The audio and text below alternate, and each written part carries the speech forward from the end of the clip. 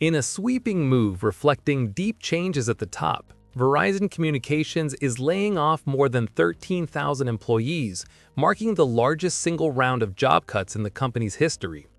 This restructuring comes under its newly appointed CEO, Dan Schulman, who took the helm in October with a bold vision to simplify Verizon, reduce overhead, and reshape its future around the customer. In a memo to staff, Schulman emphasized that Verizon's current cost structure limits our ability to invest significantly in our customer value proposition. He highlighting that complexity and internal friction are slowing down operations and frustrating customers, changes that must be addressed swiftly. Importantly, the cuts will hit both the internal workforce and outsourced labor, signaling that Verizon isn't just trimming staff, but also rethinking how much it relies on external contractors. The company is also planning a retail shakeup. 179 corporate-owned stores will be converted into franchises, and one store is slated for closure.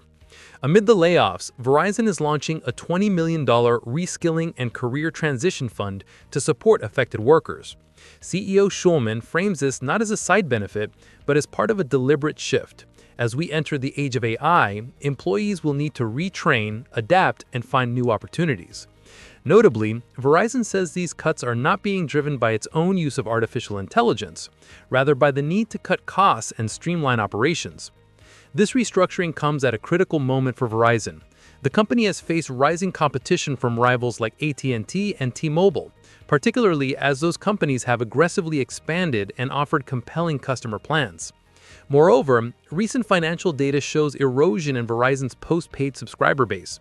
For instance, in Q3 2025, Verizon lost 7,000 postpaid connections, even as its overall revenue remained strong.